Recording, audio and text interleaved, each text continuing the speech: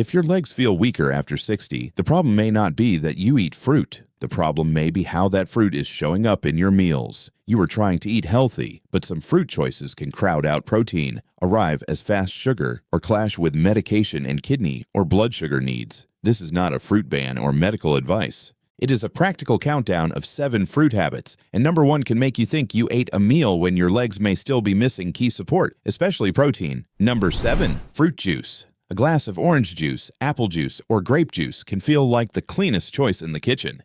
It is fruit. It is easy.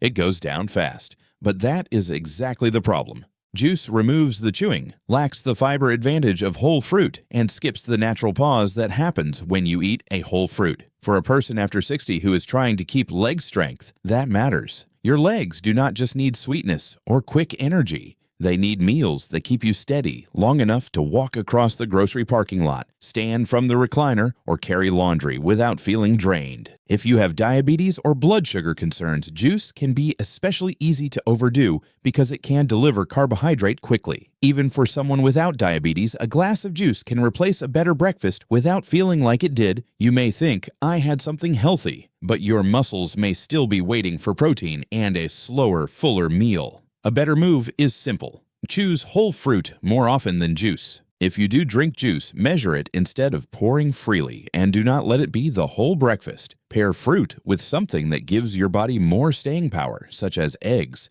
Greek yogurt, cottage cheese, beans, tofu, fish, poultry, or another protein that fits your health needs. And notice the timing. Juice at the end of a balanced meal is different from juice first thing in the morning when your stomach is empty and you are counting it as breakfast. If you love the taste of orange juice, try eating an orange instead on most days. It takes longer, it gives you more chewing, and it makes the portion visible. That little pause can help you make a better second choice, like adding eggs or yogurt instead of walking away with only a sweet drink in your system.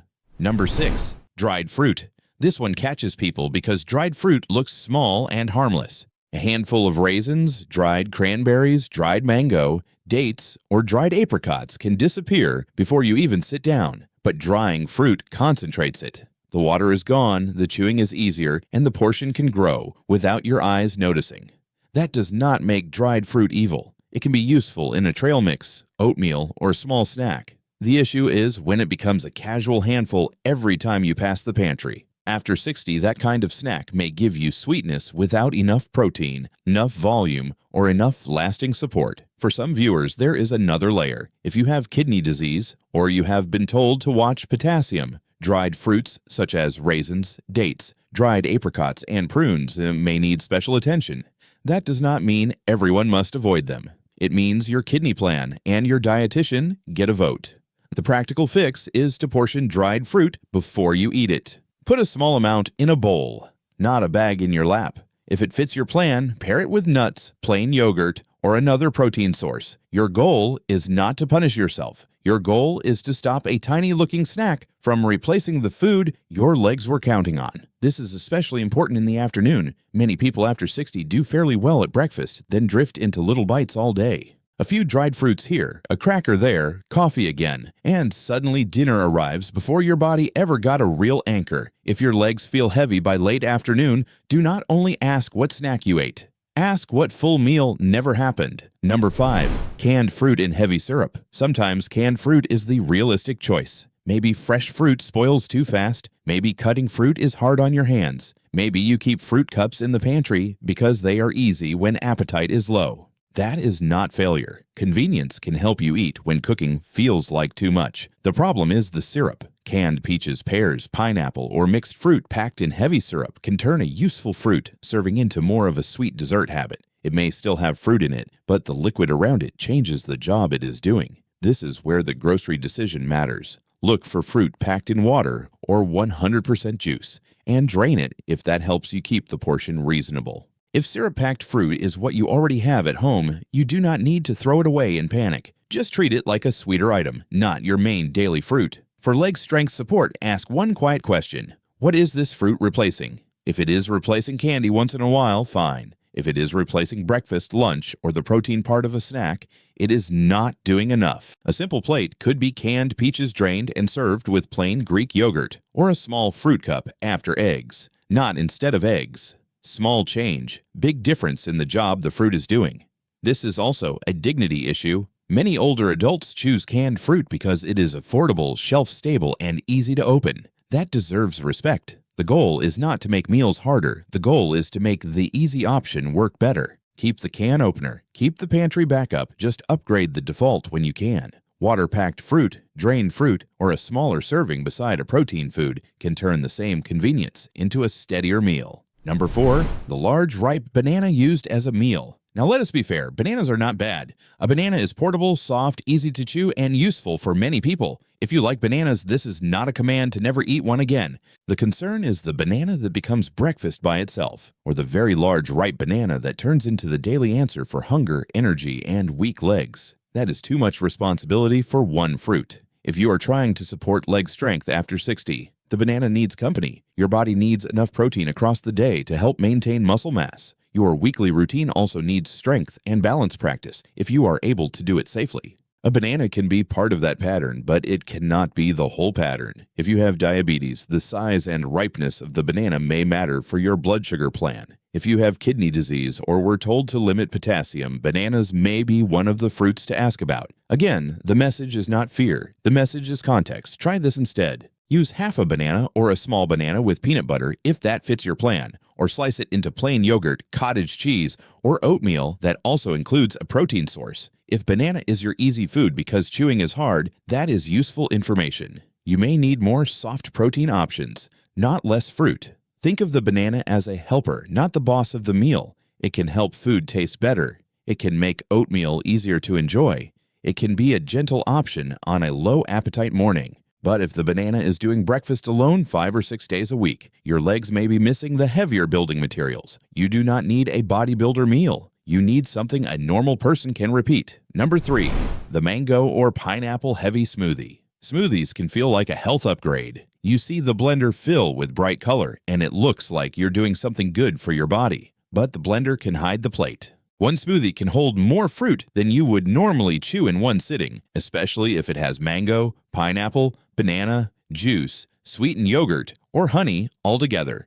The problem is not the blender. The problem is the invisible portion and the missing anchor. A fruit-heavy smoothie may go down quickly, taste wonderful, and still leave your legs without the slower support of a balanced meal. If smoothies help you eat, keep them.